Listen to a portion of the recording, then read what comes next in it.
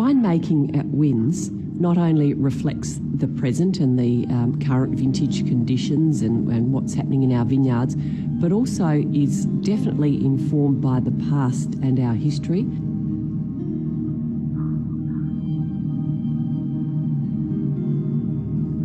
Coonawarra really began with a Scottish pioneer by the name of John Riddoch back in the late 1890s. He recognised the quality of the beautiful red soil on the Terra Rossa Ridge.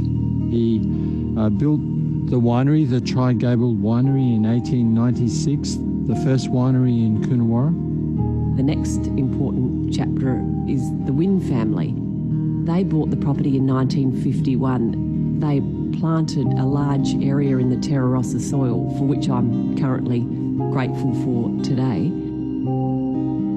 The essence of Coonawarra for wine quality is both this magnificent Terra Rossa soil, which is a red clay loam over limestone, and it has the perfect drainage and physical properties for growing of good concentrated fine Cabernet Sauvignon and Shiraz in particular, but also the cool climate. We're influenced by the Southern Ocean and the cooling effect that has.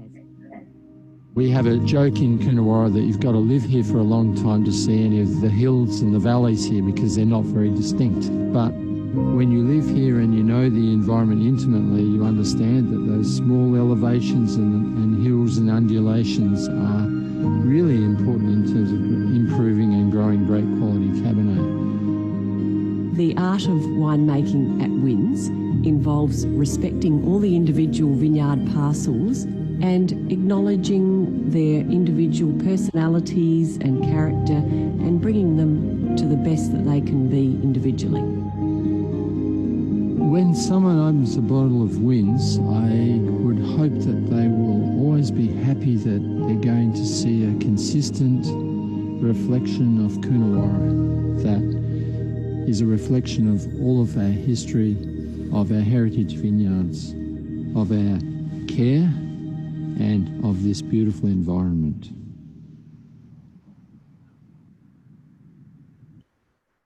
Okay, well, thanks everybody. That was a great video to start us off. And I just want to really begin by saying welcome. Thanks all of you for joining. I think we've got several hundred wine lovers who've joined us over in Australia. I'm here in Bordeaux. So for me, it is 11 o'clock in the morning. It's beautiful weather, gorgeous blue skies. And we've started harvesting here in Bordeaux. The first white grapes came in really a couple of weeks ago. We're about 10 days in advance. And I know for you guys, you're waiting for bud break. So it's really great to see on the two hemispheres. So hi to everybody, wherever you're joining from. Special thought to anybody who is in Melbourne right now, who maybe still is in lockdown. It's hotting up back here as well, believe me. So I understand, I hope you're all doing okay. And I'm sure for all of us, it's gonna get better soon. So thank you again. And I wanna welcome everybody who's joining me here. Just to introduce myself, my name is Jane Anson. I'm the Bordeaux correspondent of Decanter magazine. And I've been living in Bordeaux for about 18 years, following the classified growths here, following all of the 6,000 different wines that we have here in Bordeaux. And I just wrote a book which came out about a couple of months ago called Inside Bordeaux, which looks at this region, the history, the terroir, you know, the soils here, and tries to put it into kind of a more modern context. So part of that modern context is the number of international wines that are starting to arrive in Bordeaux and to be sold through the Place. So we're going to talk a little bit more with Tom later about exactly what the Place is, but just to give you a quick kind of overview, the Place de Bordeaux is a virtual marketplace. It's the way that Bordeaux wines have been bought and sold for centuries. And it's a kind of a step in between the producers, so in between the chateaus and us, the final consumers. And it consists of a group of brokers and a group of merchants who get those wines out to the rest of the world. And Tom is one of those brokers who has set up this special company called Australian First Growths, which is working with the greatest wines of Australia, the iconic wines, and bringing them to the world. So this year, as you know, is the first year that they are launching these wines through the Place. So we're going to be specifically speaking about John Riddoch 2016. That's the vintage which is being sold this year. But we're also going to widen it to look a little bit more about the place of Australian wines today, the history, how they got to where they are. And it's super exciting. I've been following this, as I say, for a number of years. And it's really great for Bordeaux to see this recognition of just how good Australian wines are in this kind of international context. Next to wines like Opus One from Napa, you have Massetto from Italy, you have these great international wines. And I think it's really significant to see Australia arriving. So we're going to be talking about that. So before I begin that conversation, let me introduce you to our panelists.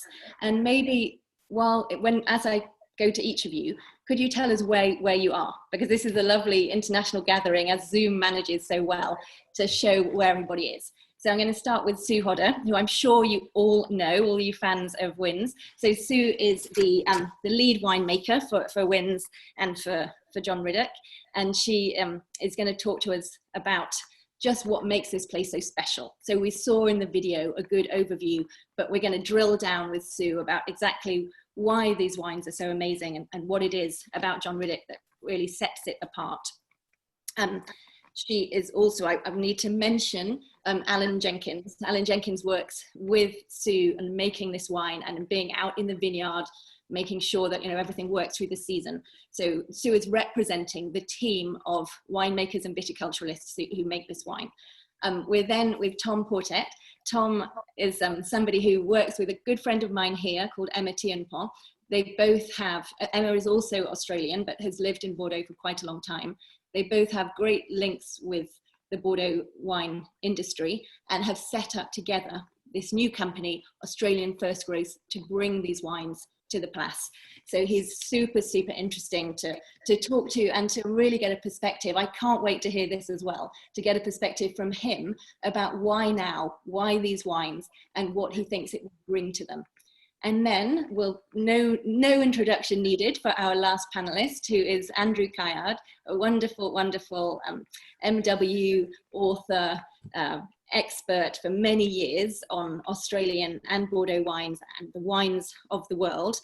He's probably best known for his work with Australian auction house Langton's, but he also has done a lot of filmmaking. He's done a lot. He's really fantastic. And for this, at this particular moment, to launch, to coincide with the launch of John Riddoch on the Place, he's written a book called Imagining Coonawarra, which really puts Wynns Coonawarra estate within the history of the whole region. And I hope that he can talk to us a little bit about that, about how he researched it, what he's learned from it, and put it into context. So welcome everybody. Thank you for joining. But in fact, could you just start off by telling us where you are? So Sue, whereabouts are you today? Certainly, and welcome from Coonawarra. So I'm sitting in the Gables building built by John Riddoch himself in the 1890s. And the sun's just going down and it's a delightful day here in Coonawarra. So incidentally, today, Sarah Pidgeon, my colleague winemaker, she and I have been working here for over 20 years. We started doing the barrel selection for the 2019 John Riddoch. So the cycle goes on, but we'll talk a little bit more about the 2016 in a minute. Fantastic. Thanks, Sue. And Tom, whereabouts are you this morning or this evening? Thanks, Jane.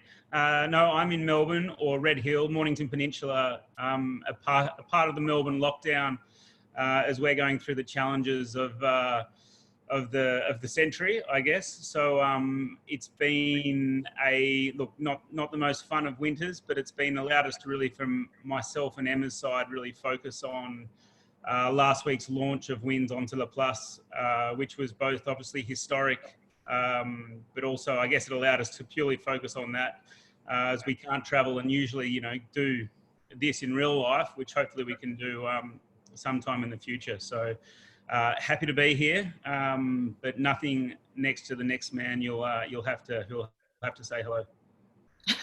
Okay, thank you. That's great. Thanks, Tom. And yeah, Andrew, tell us where you are. And I'm in good old Sydney, so we're not really in lockdown at all, and the sun's already gone down, and it's been a beautiful day today, actually, this afternoon particularly. Perfect. So you're ready for a glass of wine. I've already got a glass of wine. Here we are. Excellent. Okay, well, great. Well, thanks everybody, and I'm really looking forward to kind of drilling down into this conversation. It's going to be great. So I'd like to start with Andrew, because I'd like us to put this a bit into context before we get specifically down to this wine and this year. Can you talk to us a little bit more about Cabernet Sauvignon in Australia, how it arrived, how long it's been here, and yeah, what we've got here to talk us through is a map to show us exactly where Wynns and Coonawarra is. Yeah, sure.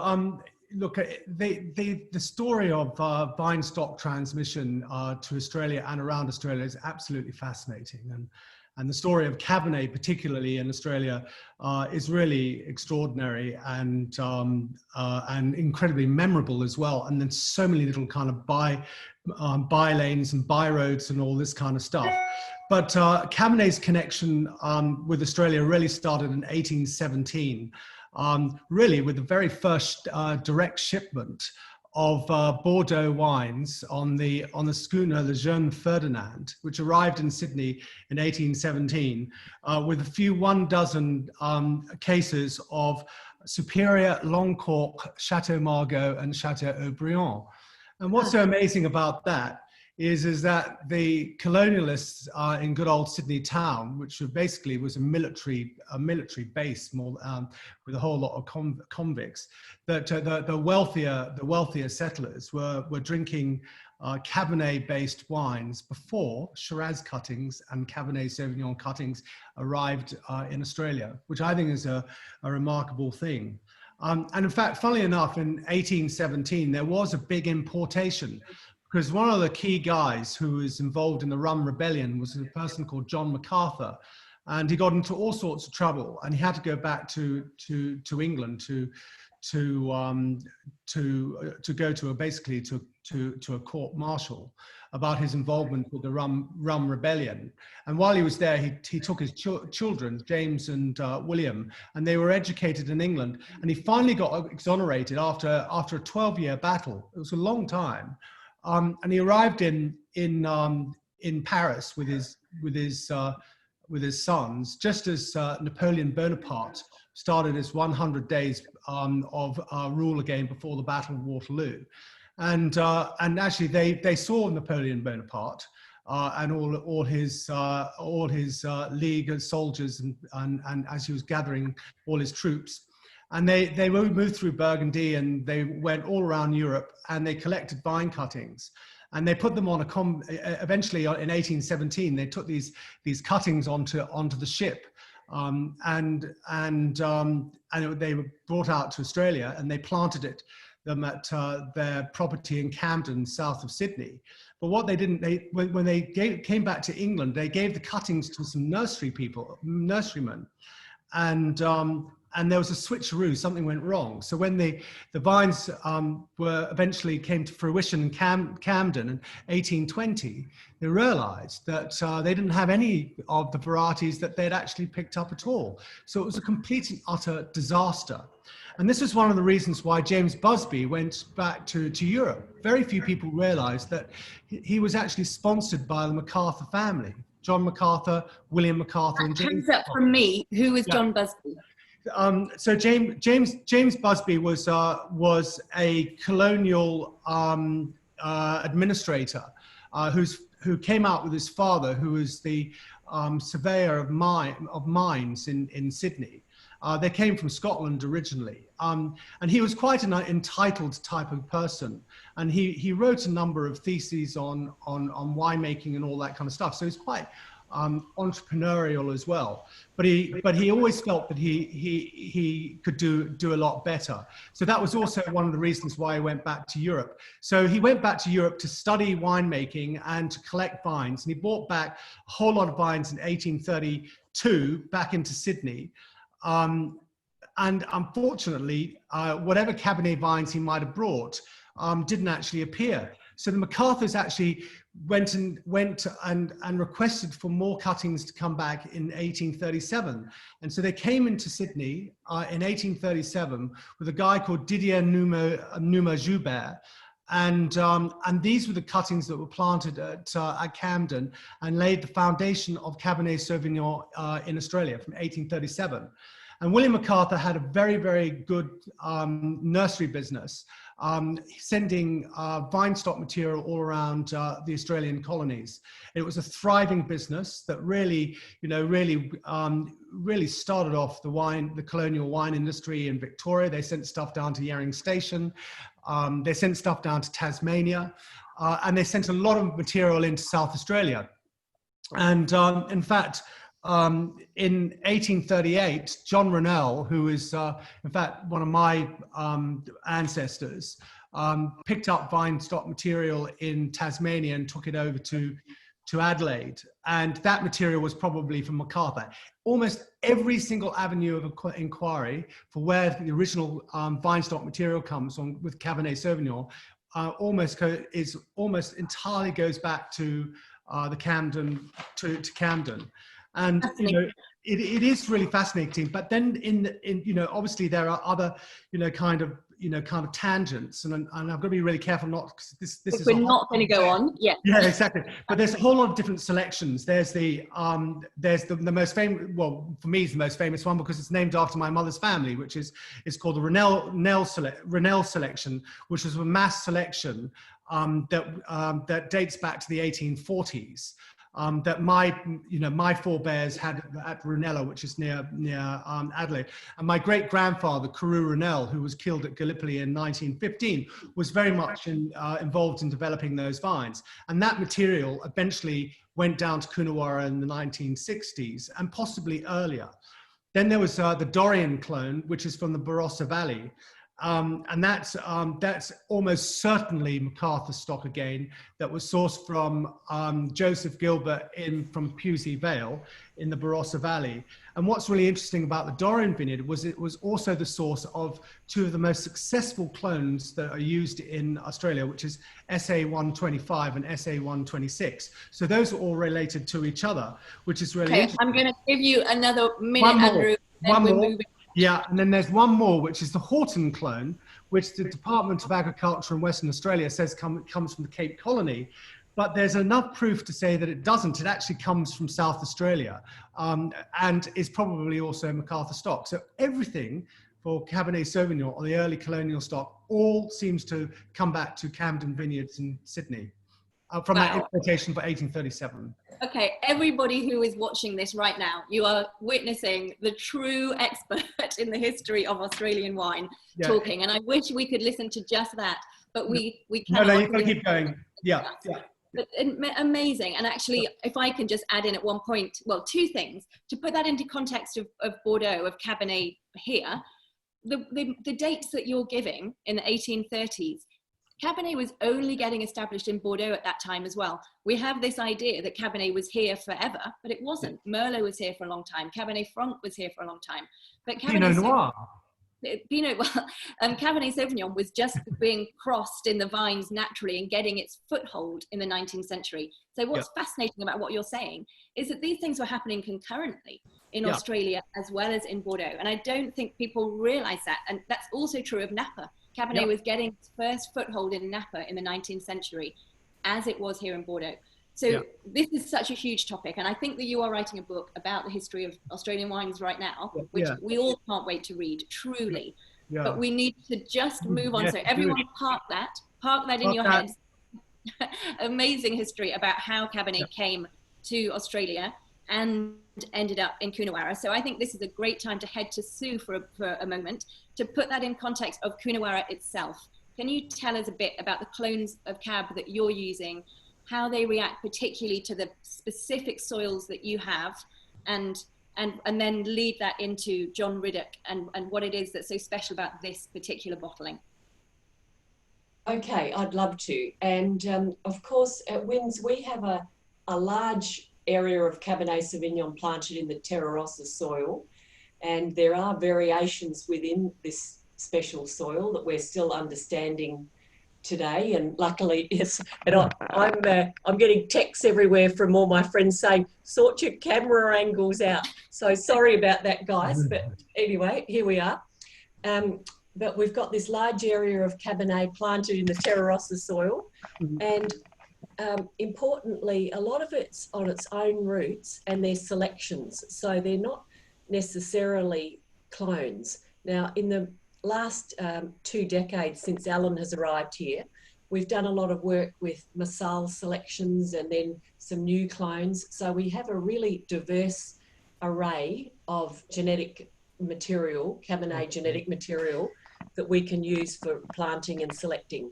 So our philosophy with the John Riddoch is to make a selection of the very best parcels from a given year.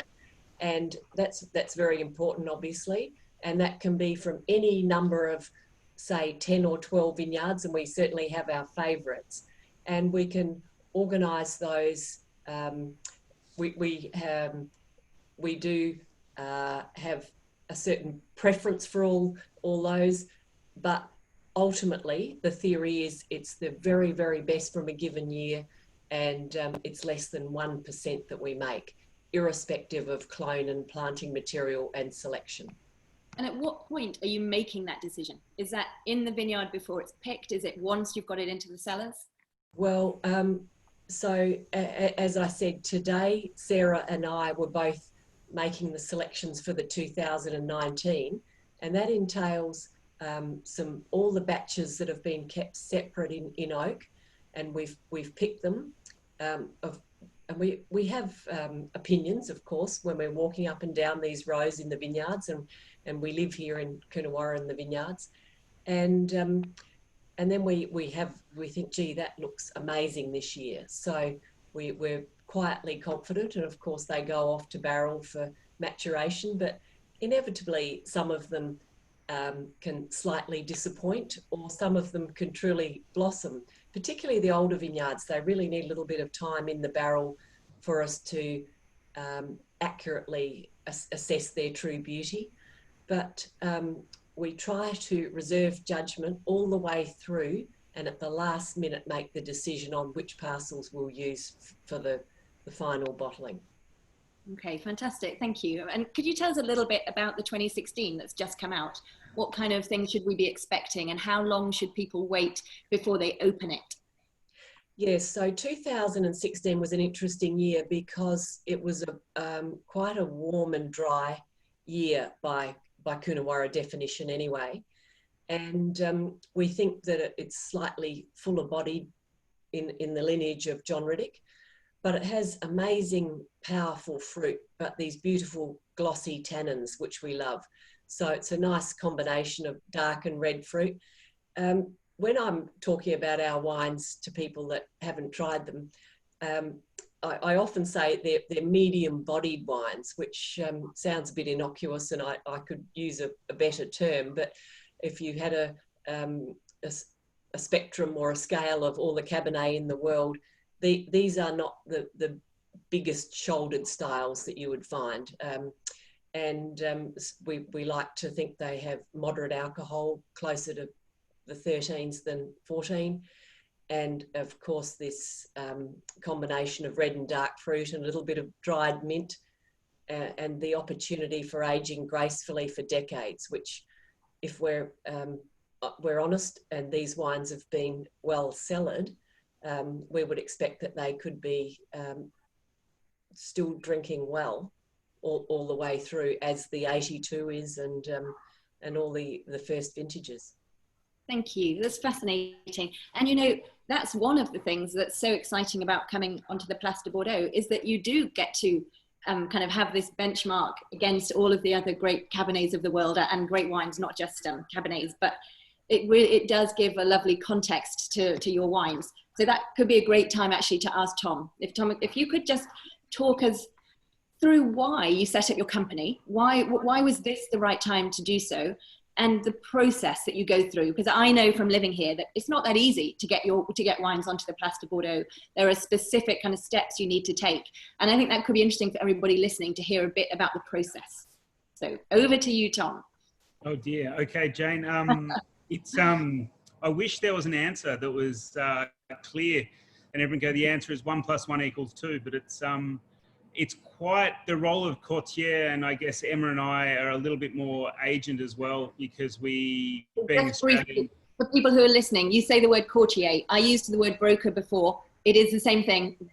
Courtier is the French for broker. Carry on. Yeah, so to clarify what that is, we're operating between the producer and the negotiants to almost like we feel like we're a little bit matchmaker and judge rolled into one, because we're trying to pick the right negotiants or distributors, international distributors that'll go to 100 markets, but that personality of the negotiant's very, very important to come back to the personality of the wine and the winemaker. So like for this year, we've matched Sue and John Riddoch with 4 different negotiants who can really understand the wine, much like many of the people probably logging on tonight would understand what Wynns is historically, is what Andrew's gone through.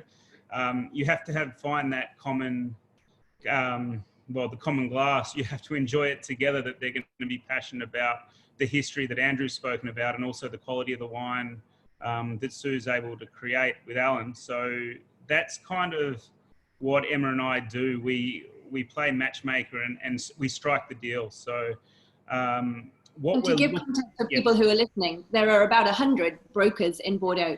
So narrowing that down to the right 4 takes skill. It takes understanding what each of their individual strengths are. Yeah, both personality, regional, price point, you know, and probably the big gap, the big challenge for us was actually getting education around Australian wine, as in understanding that we are an island continent, understanding that we have very diverse terroir or climates, microclimates, macroclimates, different personalities. So that's why Emma is so important, being based in Bordeaux, because it's an accent which helps. It's an accent on the door to help those sales teams selling around the world, into markets around the world, sort of make it happen. So okay, and so why now? So when you look at the international wines on Bordeaux, it's been now going on for a while. You've had from 2001, I think, was probably the first Opus vintage, and you had Almaviva a little bit before that. But the other wines like Massetto, etc., arrived more like 8 or 9 years ago. And you've suddenly seen a number of other new properties arriving from Napa and now from Australia. Why do you think it's suddenly more international wines are becoming interested in this method of selling? The short-term, I guess, challenges for Emma and I was actually, it's probably more about the Australian producer. It's taken around 3 years just to get Wynns through the gate. A few CEOs ago of Treasury Wine Estates.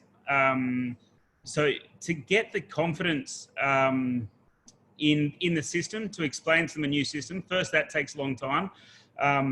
And because you have to find a winery that is fully committed to joining you, because the negotiants are going to represent you, and they command respect, as they should, considering all the great wines that they already respect. So that building up that mutual respect for what they're doing from the Australian side's extremely important, and building confidence in each other.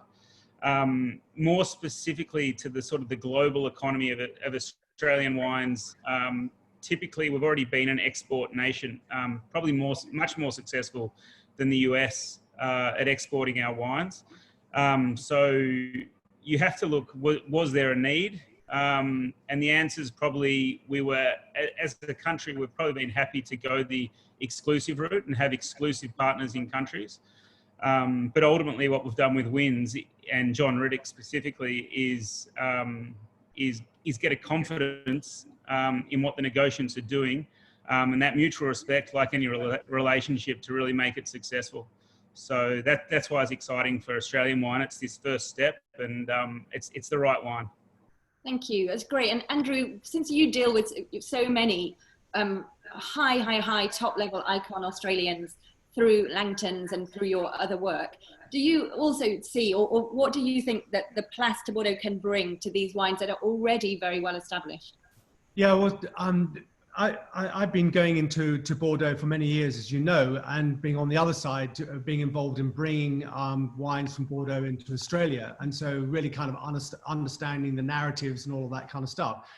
And my view is that the history and the narrative of ultra fine Australian wine is pretty bloody fantastic. And the Place de Bordeaux is such a great kind of marketplace. It reaches so many corners of the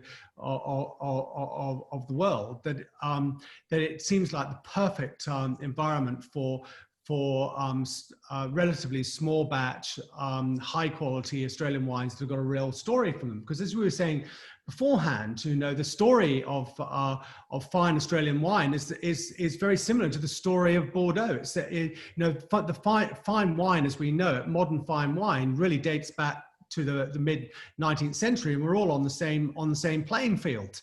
It's just that there's all this kind of bullshit that kind of happens, you know, where people are trying to outdo each other. And, you know, particularly for Australia during the early, you know, really after 1924 with the Export Bounty Act, when Australia kind of morphed from being a table wine producer to a fortified wine producer, Australia lost its cachet. Because in the 1850s, you know, everyone thought Australia was just going to be this marvelous wine producing country. I mean, even Emperor Napoleon III was tasting our wines. You know, Pasteur, Guyot, Liebig, all these great scientists thought that Australia would be the France of the Southern Hemisphere. And so when you look at the history and you look at the way the Bordelais market the wine, which is just marvelous. I mean, it's just so marvelous. I mean, it really is the benchmark for how to sell fine wine. You know, fine Australian wine needs a marketplace like Bordeaux to get to the next level, for the world to understand that we make world-class wine.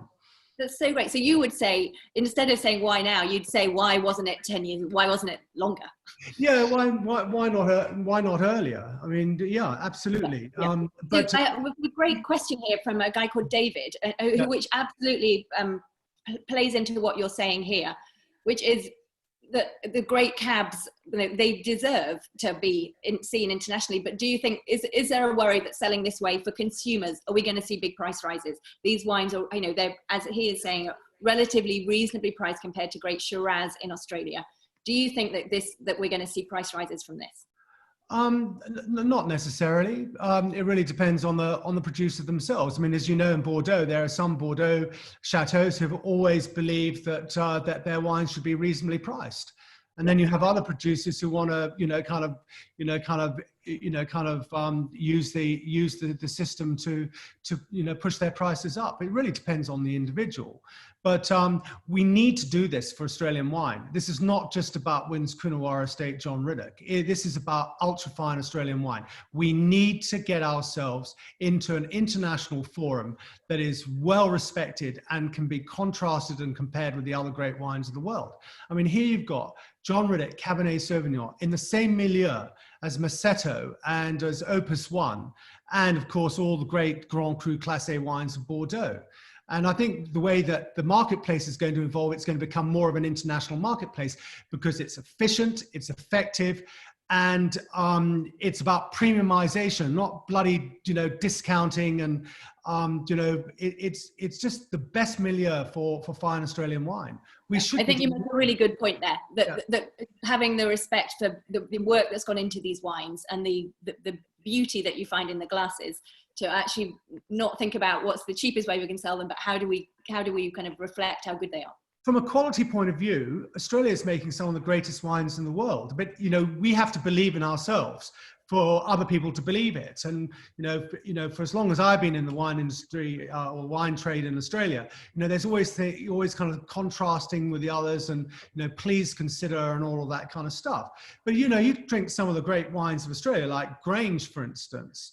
If anyone has kind of tasted wines, even in Max Schubert's era, wines like 1962 and 1963 Grange, or even from the 50s. These are world-class wines. You taste the wines from Henschke and their beautiful Hill of Grace vineyard.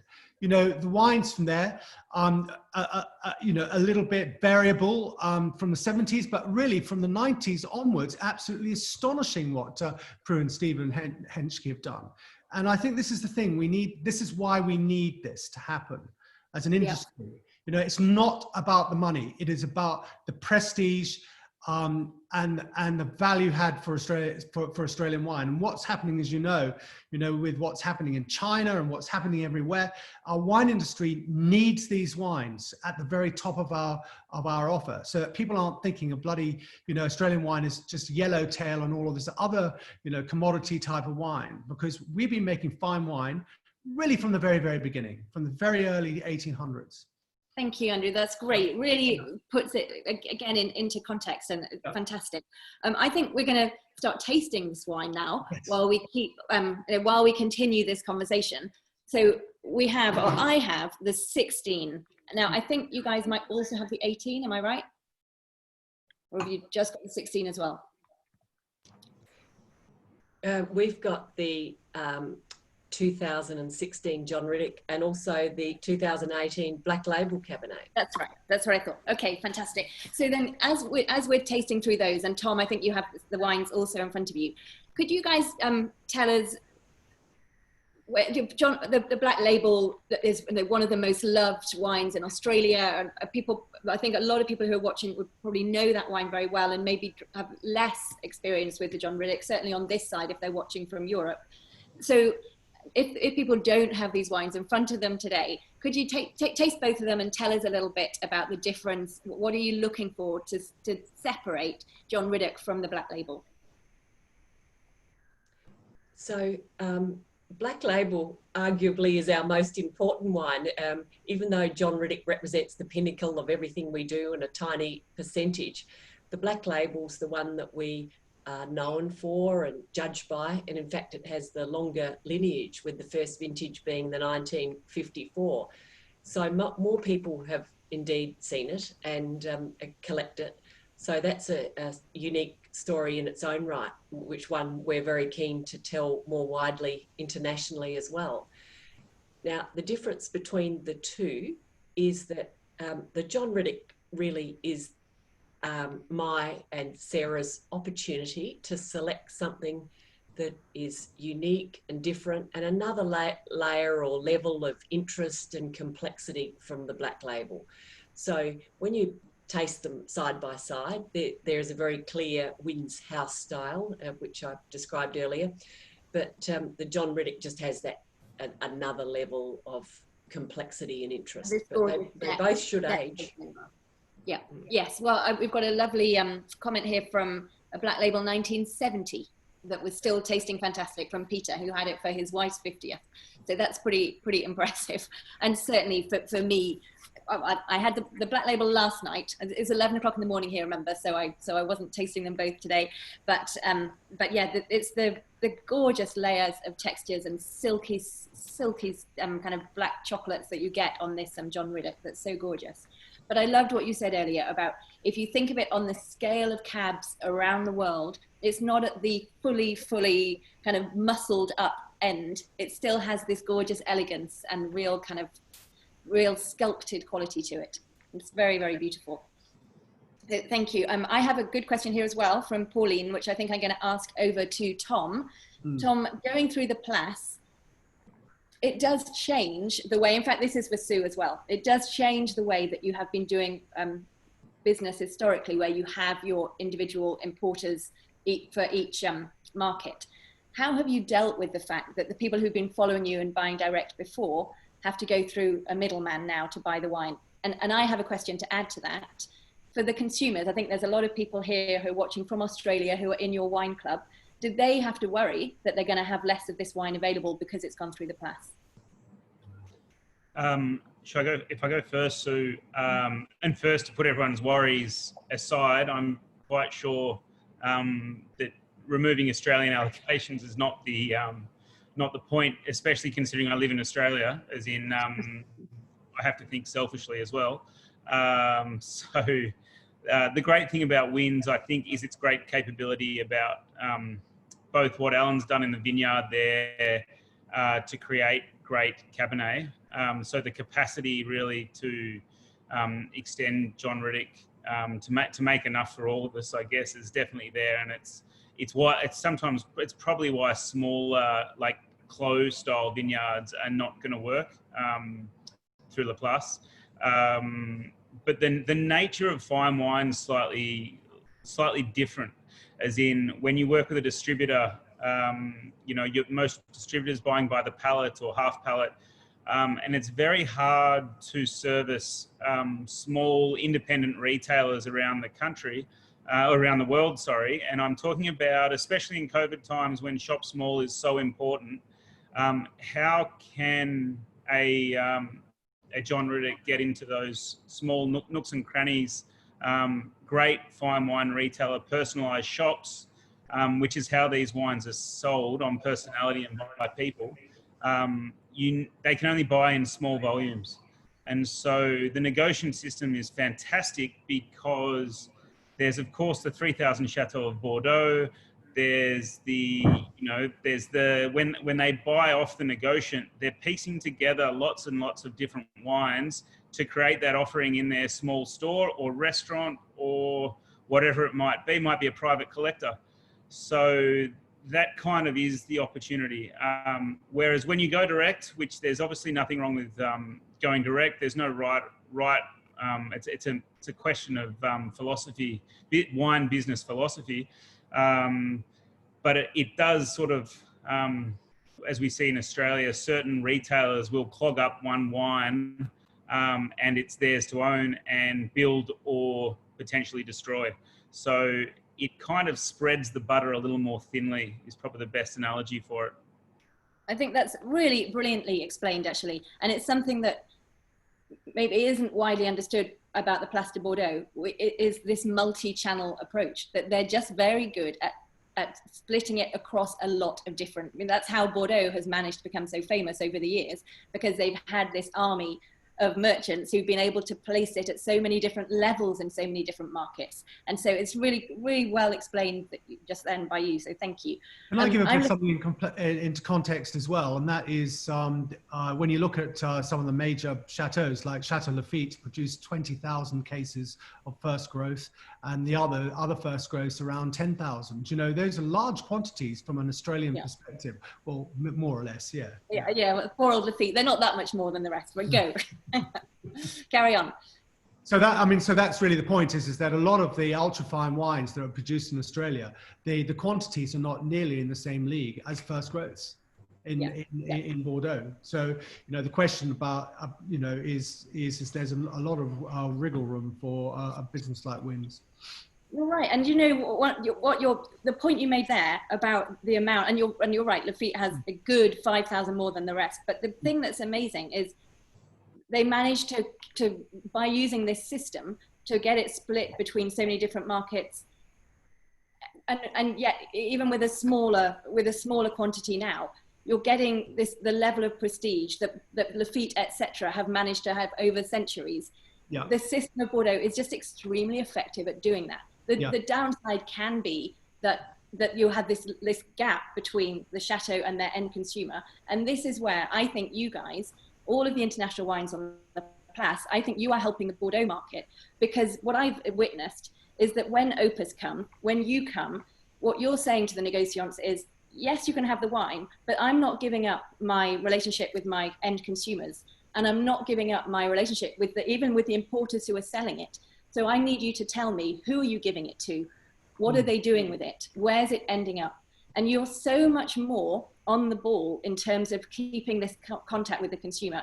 And traditionally in Bordeaux, that hasn't been the case. The chateaus have handed the wine over and allowed it to go out to whoever, and they haven't always known. That has changed over the last 10 years. And I honestly think it's changed for a lot of reasons, because they have seen what the international wines have done coming onto the Place. So I think that's also important to say. It's a two-way street where Bordeaux really benefits as well from having these international wines. And the new generation of negociants are far more enlightened than their fathers were, or their mothers were. I think the current crop are more outward looking than previous generations. And I think that helps enormously as well. And it's fantastic what the negociants have done. Yeah, I agree. It is. It's an exciting time now to see. And so many uncertainties right now. This year, God, we all know everything has come back into focus of what's the best way to stay in contact with your consumers, to stay relevant, to all, so many things are being brought into under the spotlight. So 2020 in many ways is kind of the best time for you guys to come onto the Place and do this new method of selling, because you're able to reach people in a way that in 2020 has become, as you said, Tom, it has become very difficult this year to necessarily use all of the old ways that we've had of getting to consumers. So guys, I know I'm supposed to keep it at 45 minutes. We are at 45 minutes. So I'm just going to go through the questions, make sure I've got anything. Can you all, if any of you, Andrew, Sue, Tom, have anything else that you want to add that I haven't covered, please jump in now while I look at these questions. You all happy? Yeah, very happy. Oh, I have a question actually that's come from Paul, and I'm sure this will be true for many people. If you've gone through the Place, how do people know where to find the wine now? Supposing they've always been using one single importer and now they can't, one single distributor, how do they find out? Yeah, I guess I can answer that. Look, Emma and I have a website, australianfirstcoast.com. I don't believe it's on the Wynns website just yet in terms of those partners, but they are, look, CVBG, Boré Manu, Louis Viard, and Joanne, who are our esteemed negotiant partners in year one, which were wrapped with Jane. You'd obviously know the prestige that goes with these four. They're all very well known, working particularly with international wines. So they're effectively available in every single market around the world. But they really are the creme de la creme in terms of working partners, which is just, look, it's a huge vote of confidence, and honestly, it's investment in Australian wine, which Emma and I are both proud of, and I'm sure Andrew and Sue are too. That's brilliant. I lovely, just for you all to hear, a lovely comment from a guy called Terence Saw, who says, likely the greatest wine love story ever, the day Mr. Cabernet Franc met Miss Sauvignon Blanc. A very, very nice comment, which is, of course, because Cab Sauvignon is a result of a cross. So that is beautiful. And Pauline asked a question, Pauline Vicard, about how the chateaus react to having this many foreign wines on the Place. And just to give you my perspective, I hope I answered that slightly by, I think their initial reaction was to be slightly, pissed off that their negociants, their guys, were giving their time to international wines as well. But I think they very quickly realized, as I said before, they could learn an awful lot from the way that the international wines, the international brands, the international icons do business. And so I really think today it is a great symbiotic, it's a success story for both sides. Let's see if the consumers agree. A couple of years down, if they're feeling like they're getting the wines and they're happy with the prices, etc.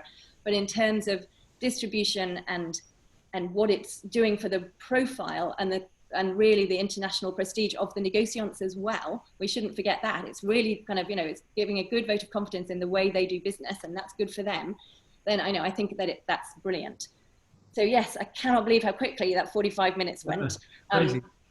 Yeah, the wines were so delicious. Sue, thank you so much. Thank you, Wynns, for sharing them with us.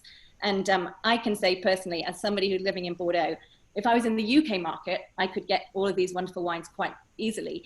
I don't get them so easily in France. So thank you personally from me for having these wines coming through the Place, because then I get the fun of really more easily being able to taste them.